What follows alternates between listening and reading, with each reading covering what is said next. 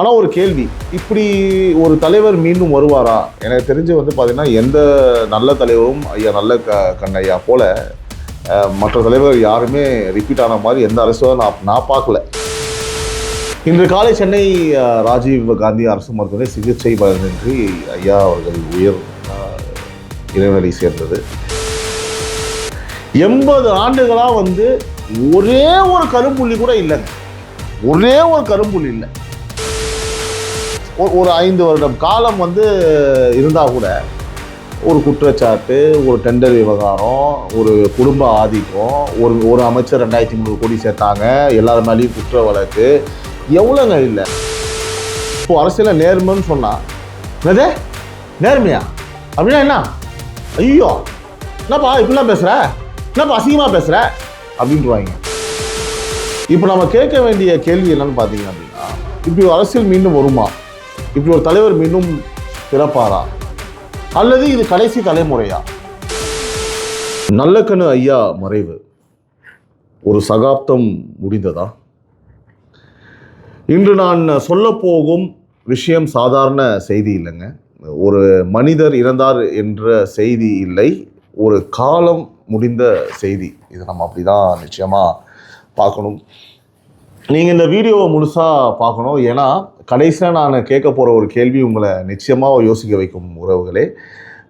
அதே மாதிரி யாரெல்லாம் இந்த வீடியோவை கடைசி வரைக்கும் பார்த்துருக்கீங்களோ எப்பவும் கூறுவதை போல் ஒரு ஹார்ட் போட்டுருங்க. அப்போ எனக்கு தெரியும். என்ன வேணால் கமெண்ட் போடுங்க, அந்த கமெண்ட் பக்கத்தில் ஒரு ஹார்ட் சிம்பலையும் போட்டுருங்க.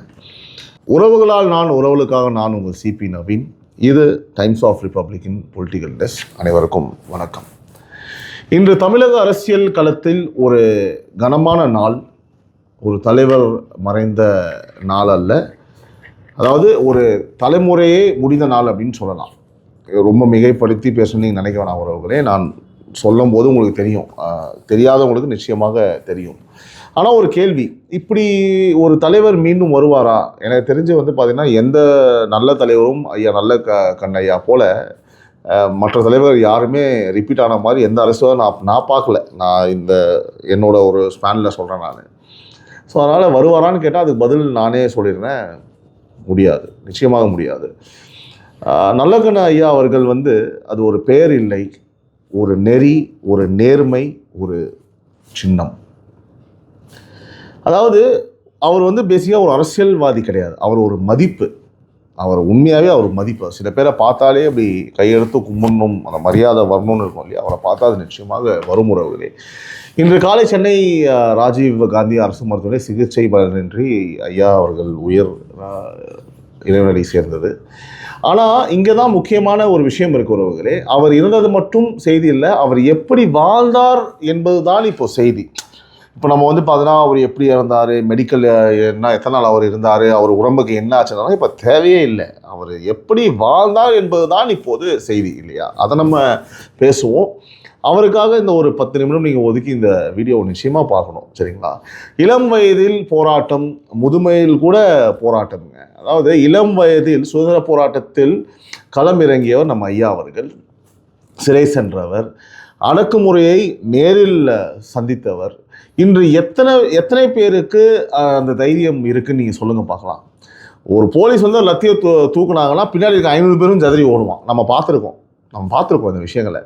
ஐயா அவர்கள் அரசியலுக்கு வந்த பிறகு நீங்கள் பாருங்கள், பதவியை தேடலை, பேரை தேடலை, வெறும் பொது நலனை தாங்க அவர் தேடினார். ஸோ இந்த மாதிரி பார்த்தீங்கன்னா அது அரசியலில் பொது நலனை தேடினார்னா அதெல்லாம் எப்படி சாத்தியமானா சாத்தியம். அதற்கு சான்று தான் நம்ம ஐயா அவர்கள்.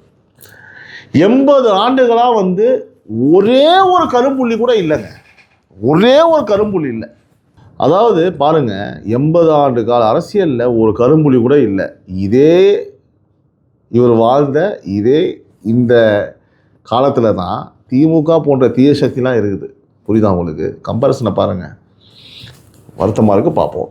ஸோ பாருங்கள், ஒரு நம்ம அரசியல்வாதிகள்லாம் ஒரு 5 வருடம் காலம் இருந்தால் கூட ஒரு குற்றச்சாட்டு, ஒரு டெண்டர் விவகாரம், ஒரு குடும்ப ஆதிக்கம், ஒரு அமைச்சர் 2300 கோடி சேர்த்தாங்க, எல்லார் மேலேயும் குற்ற வழக்கு, எவ்வளோங்க இல்லை. அதை பற்றி நம்ம நிறையா பேசணும், சப்ஜெக்ட் டைவர்ட் ஆகிடும். ஏன்னா நம்ம தீய சக்தி பற்றி பேச ஆரம்பிச்சோன்னு வச்சுக்கோங்களேன், நான் பாட்டு பேசிட்டே போய்டும், ஒரு கெட்ட பழக்கம் எவ்வளோவுக்கு தெரியும், நம்ம அப்படியே அவாய்ட் பண்ணிடுவோம், ஐயா சப்ஜெக்ட் வருவோம். ஏன்னா நல்லவளை பற்றி பேசும்போது இதை பற்றி பேசினா அது நல்லா இருக்காது, ஓகேங்களா, விட்டுருவோம் அதை. ஆனால் நல்லக்கண்ணு ஐயா அவர்கள் 80 வருடமாக ஒரு குற்றச்சாட்டு கூட இல்லைங்க. இது சாதாரண விஷயமே கிடையாது. அதுவும் அரசியலில் சொல்லுங்கள், இது ஒரு அரசியல் வரலாறு. இவர் மெயினாக எதை ஃபோக்கஸ் பண்ணி அரசியல் பண்ணாருன்னு நம்ம பார்க்கணும். அதாவது 3 விஷயம் தான்: விவசாயிகள், ஏழை மக்கள், சுற்றுச்சூழல். இந்த 3க்காக தான் இவர் தொடர்ந்து இவரோட போராட்டங்களை எப்போதுமே முன்னெடுத்து வைத்திருக்கிறார் ஐயா அவர்கள். அதாவது மணல் கொள்ளைக்கு எதிராக அவர் போராடியதை யாராலும் மறக்க முடியாது. அதனால் மறக்க முடியுமா? நிச்சயமாக முடியாது. அவர் போராடினா இன்று நம்ம நிலை என்னவா இருக்கும் யோசிச்சு பாருங்களேன். இன்னமும் பார்த்தீங்க அப்படின்னா அந்த விஷயம் நடந்துட்டு தான் இருக்குது உறவுகளே. ஆனால் இவங்க ஆட்கள்லாம் போராடலாம் அப்படின்னா இன்றைக்கி எப்படி கஞ்சா புழக்கம் தலைவிரித்து ஆடுகிறதோ அந்த மாதிரி இன்னைக்கு எதுவுமே இருக்காது. மணல் வளமே இருக்காது, கனிம வளமே இருக்காது. டோட்டலாக முடிஞ்சிட்ருக்கோம். நிலம் காப்பாற்றணும், நீர் காப்பாற்றணும், இயற்கையை காப்பாற்றணும். அவர் சொன்னது எல்லாமே அரசியல் வசனம் கிடையாதுங்க. அதாவது எதிர்கால தலைமுறைக்கான ஒரு எச்சரிக்கை. இன்னைக்கு இவர் மாதிரி ஆட்கள் எல்லாம் போராடியுமே இப்படி இருக்கு அப்படின்னா போராடலன்னா கடினம். நேர்மைக்கு மறுபெயர் ஐயா நல்லக்கண்ணு அவர். இப்போ அரசியலில் நேர்மைன்னு சொன்னா என்னது நேர்மையா அப்படின்னா என்ன? ஐயோ என்னப்பா இப்படிலாம் பேசுகிற, என்னப்பா அசிங்கமாக பேசுகிற அப்படின்ட்டுருவாங்க. ஆனால் ஒரு பேர் சொன்னாலே மக்கள் நிமிர்ந்து நிற்கணும் அப்படின்னா அது ஐயா நல்லக்கண்ணு அவர்கள் தான். அவரை எதிர்த்தவங்க கூட பார்த்தீங்கன்னா அவரை மதிச்சாங்க. அவரை எதிர்க்கிறவங்க ஒரு முழு மனதில் எதிர்க்க மாட்டாங்க. ஐயா இவர்கிட்ட போய் நம்ம என்னையா எதிர்க்கிறது, நல்ல மனுஷன் ஐயா அப்படின்னு போயிடுவாங்க. அந்த மாதிரி ஒரு மனிதர் அவர். அது அவருக்கான ஒரு பெரிய வெற்றிங்க. அது எதிரி கூட பார்த்தீங்கன்னா அந்த சத்தமாக பேசாமல் அவருடைய நிலைப்பாடு அவர் எடுக்கிறாருன்னு வச்சுக்கோங்களேன், அது எவ்வளோ பெரிய வெற்றி அவர் வாழ்க்கைக்கு. அது எல்லாருக்கும் கிடைக்காது.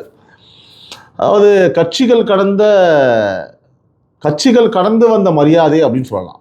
கட்சிகள் கடந்து வந்த மரியாதை அனைவரும் அனைத்து கட்சிக்காரர்களும் அனைத்து நபர்களும் எந்த ஜாதி மதம் எந்த பாகுபாடு இல்லாமல் எந்த கட்சியோட வேறுபாடு இல்லாமல் அவரை மதித்தார்கள். அதில் மாற்று கருத்து. அவர் ஒரு கம்யூனிஸ்ட் தலைவர், பேசிக்காக அது எல்லாருக்கும் தெரிஞ்ச ஒரு விஷயம். ஆனால் அவர் மீது மரியாதை வைத்தது கம்யூனிஸ்ட் கட்சி மட்டும் இல்லை, எதிரிகள் கூட அவர் மீது மரியாதை வச்சாங்க. நான் முதலே குறிப்பிட்டது போல அவர் பேசும்போது சத்தம் இருக்காது, அப்பெல்லாம் இருக்காது. ஆனால் அழகான உண்மைகள் இருக்கும், சத்தியங்கள் இருக்கும்.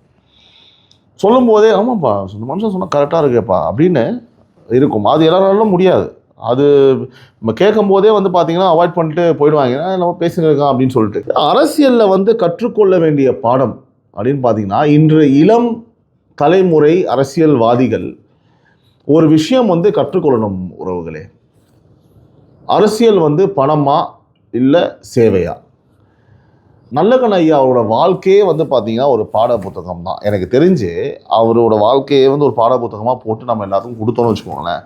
இல்லை எதையோ புத்தகம்லாம் நம்ம படிக்கிறோம் ஸ்கூலில், பள்ளி மாணவர்கள்.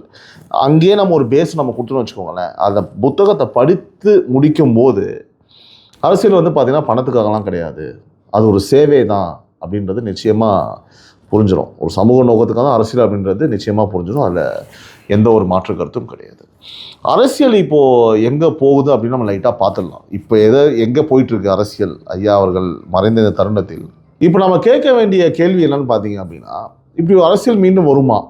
இப்படி ஒரு தலைவர் மீண்டும் பிறப்பாரா? அல்லது இது கடைசி தலைமுறையா? இதுக்கு பதில் கமெண்ட்டில் நீங்கள் தான் சொல்லணும் உறவுகளே. இதுவும் நீங்கள் பதிவு பண்ணுங்கள்.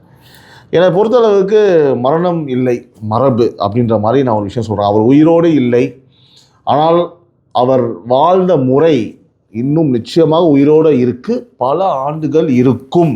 அதில் மாற்று கருத்து இல்லை. ஒரு மனிதரை கொல்ல முடியும், ஆனால் ஒரு நெறியை கொல்ல முடியாத உறவுகளே. சில விஷயத்தை நம்மளால் அழிக்கவே முடியாது. அப்படி உருவாகி இன்னும் நம்ம மனதில் இருக்கக்கூடிய தலைவர்கள் தான் அண்ணா அவர்கள், பெரியார் அவர்கள், எம்ஜிஆர் அவர்கள், எல்லாருமே அழிக்கவே முடியாது. அந்த மாதிரி ஐயா அவர்களையும் அவரோட நினைவுகளும் அவரோட நெறியும் நம்மளால் மாற்றவே முடியாது. அரசியல் தலைமுறைக்கு ஒரு அழைப்பு. நல்லக்கண் ஐயா அவர்களின் மறைவு ஒரு உணர்ச்சி சம்பவம் மட்டும் இல்லை உறவுகளை, இது ஒரு எச்சரிக்கை. நேர்மை இல்லாத அரசியல் நீடிக்காது, அதாவது மக்கள் மறக்க மாட்டார்கள் அப்படின்னு நான் இதை எப்படி பார்க்குறேன் அப்படின்னா, இவரோட மறைவு பார்த்துக்கோ, நல்லவங்களாம் இந்த மாதிரி இருந்தாங்க, மறைஞ்சிட்டாங்க, முதையாவது இங்கே இருந்தாங்க, இப்போ அவங்க மேலே ஒரு ஆத்மாவாக இருப்பாங்க, அங்கேருந்து ஒன்லி அட்டாக்கிங் மோடு தான், ஒழுங்காக அரசியலை பண்ணுங்க அப்படின்றத நம்ம வந்து பார்த்திங்கன்னா இவர் மூலியமாக ஒரு செய்தியாகவே நம்ம கொண்டு போய் சேர்க்கணும், சொல்லியே ஆகணும். அரசியல் தலைமுறைக்கு ஒரு அழைப்பு. அதாவது நல்லக்கண்ணு ஐயா அவர்களின் மறைவு வந்து பார்த்திங்கன்னா ஒரு உணர்ச்சி சம்பவம் மட்டும் இல்லை. ஒரு மனிதர் இறந்து விட்டார்கள் என்றால் இது போன்ற எல்லோரும் இப்படிப்பட்ட வார்த்தைகளை பேச வேண்டும் என்பதை ஒரு எச்சரிக்கை மணியாக கூட சொல்லிட்டு போகிறாரு பாருங்க. எவ்வளோ வீடியோஸுங்க, எவ்வளோ பேர் போடுறாங்க, ஒரு நெகட்டிவ் ஸ்பெட்டு கிடையாதுங்க. யூஸ்வலாக இறக்கும்போது அவர் பேச மாட்டாங்க, உள்ளுக்குள்ளே நம்ம பேசிப்போம் இல்லையா, கிடையாது. இறந்த பின்பும் ஓகேவா, இப்படி தான் ஒரு விஷயம் இருக்கணும், இப்படி தான் ஒரு அரசியல்வாதம் இருக்கணும்னு சொல்லிட்டு 2 விஷயங்களை பண்ணுறாரு. ஒன்று, ஒரு எச்சரிக்கையாகவும் இதை சொல்கிறாரு, பார்த்துக்கோ, இப்படி தான் வாழணும், இப்படி தான் இருக்கணுன்றது வந்து பேசுகிறாங்க பாருங்கள். நம்ம இறந்த பிறகு நம்மளை பற்றி பேசுகிறாங்க, சுற்றி இப்படி பேசுகிறாங்க. இன்னொன்று, இளம் தலைமுறை இருக்காங்க இல்லையா, இப்படி தான்ப்பா வந்து அரசியல் பண்ணணும்னு இப்போ அவங்களுக்கும் போய் சேரணும் இந்த விஷயம், இப்படி ஒருத்தர் இருந்தாரா, வாழ்ந்தாரா. ஸோ இந்த மாதிரி அரசியல் நோக்கம் உள்ளவர்களை வந்து ஒரு அழைப்பு விடுறதாக கூட நம்ம இந்த இடத்துல பார்க்கணும். சரிங்களா? பதவி கொண்டு பெரியவர் ஆக முடியாத உறவுகளே, நேர்மை கொண்டு தான் பெரியவர் ஆக முடியும் என்பதற்கான நிரூபணம் தான் ஐயா நல்லக்கண்ணு அவர்கள். இந்த வீடியோ முடிவதற்கு முன் என் உறவுகளிடம் ஒரு கேள்வியை நான் முன் வச்சிடுறேன். உங்களுக்கு நல்லக்கண்ணு ஐயா அவர்கள் மாதிரி ஒரு அரசியல் இங்கே வேணுமா, இல்லை இப்போது நடக்கின்ற அரசியலே போதுமா? உங்களோட பதிலை வந்து கமெண்ட்டாக பதிவு பண்ணுங்கள். நேர்மையான பதிவாக நான் எதிர்பார்க்குறேன், உங்கள் நேர்மையான கருத்தை நான் எதிர்பார்க்குறேன். என் உறவுகள் அனைவரும் இப்படி தான், எப்போவுமே அப்படி தான் கமெண்ட் பண்ணுவீங்க, இருந்தாலும் சொல்ல வேண்டிய ஒரு கடமை நான் சொல்கிறேன். அதே மாதிரி டைம்ஸ் ஆஃப் ரிப்பப்ளிக் மற்றும் டைம்ஸ் ஆஃப் ரிப்பப்ளிக் நியூஸ் எங்களோட குடும்பம் சார்பாக நல்லக்கண்ணு ஐயா அவரோட ஆத்மா நல்லபடியாக சாந்தி அடையணும், அவர் போல இளைஞர்கள் இந்த அரசியலுக்கு வரணும், அவர் போல் நிறைய சிறப்பான விஷயங்களை இந்த சமூகத்துக்காக செய்யணும்னு நாங்கள் இறைவனடி வேண்டிக்கிறேன். உறவுகளால் நான், உறவுகளுக்காக நான் உங்கள் சிபி நவீன். இது டைம்ஸ் ஆஃப் ரிப்பப்ளிக்கின் பொலிட்டிக்கல் டெஸ்க். அடுத்த ஒரு வீடியோவில் உங்கள் எல்லாரையும் சந்திக்கிறேன். முழுமையாக வீடியோ பார்த்த அனைவருக்கும் எனது மனமார்ந்த நன்றிகள்.